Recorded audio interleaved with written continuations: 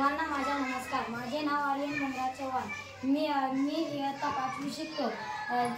शाळेचे नाव जिल्हा परिषद प्राथमिक शाळा पिंपळकोठे, तालुका परोळा, जिल्हा जळगाव। विषय भाषा। मी आज तुम्हाला माझ्या शाळेचे नक्की झालं या धड्याचा प्रश्नोत्तर सांगणार आहे। प्रश्न: भारत माझा देश आहे या वाक्यात माझा हा शब्द का वापरला आहे?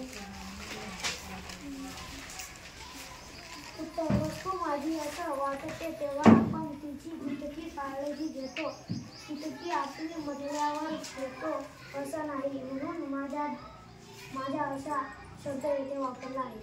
लेखिकेला घरी मातीची कोणती भांडी असायची?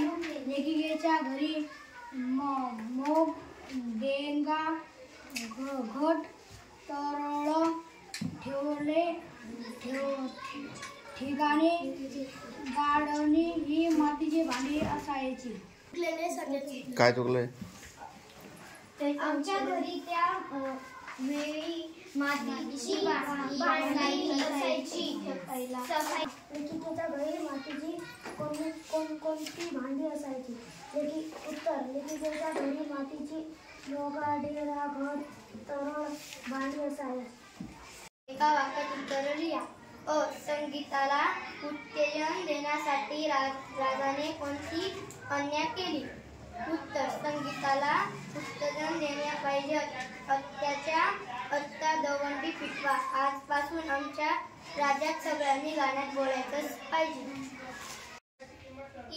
ही नाटिका तुम्हाला वर्गात सादर करायची आहे, त्यासाठी किती मुलं लागतील?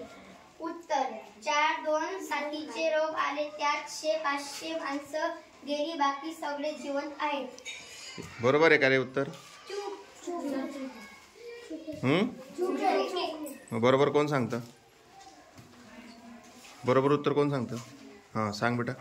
ही नाटिका आम्हाला वर्गात सादर करायची आहे, त्यासाठी आम्हाला 10 मुले लागतील। बरोबर आहे? हो। टाळ्या वाजवा त्यासाठी।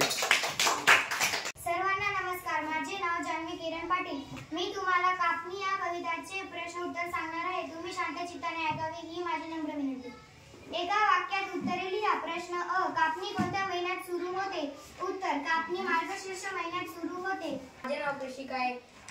आज मी ढोल या पाठातील प्रश्न उत्तर सांगणार आहे। एका वाक्यात उत्तरे लिहा। आदिवासींच्या होळीला किती वर्षांचा इतिहास आहे? उत्तर: आदिवासींच्या होळीला सुमारे 800 वर्षांचा इतिहास आहे। पहिले मी धडा वाचला, मग प्रश्न वाचला आणि मग धड्यात प्रश्न उत्तर शोधलं आणि मग वहीत लिहिलं। गटात काम कसं केलं तुम्ही? गटात जेव्हा आम्हाला एकाला जो प्रश्न उत्तर सापडला नाही, दुसऱ्याला जो सापडला आम्ही त्याला सांगायचं। आम्ही पहिले 1-2 वेळेस धडा वाचला, मग सापडत नव्हते तर आम्ही तंत्रज्ञानाचा वापर करून लिहिले, बाकीचे सापडले ते वहीत लिहिले।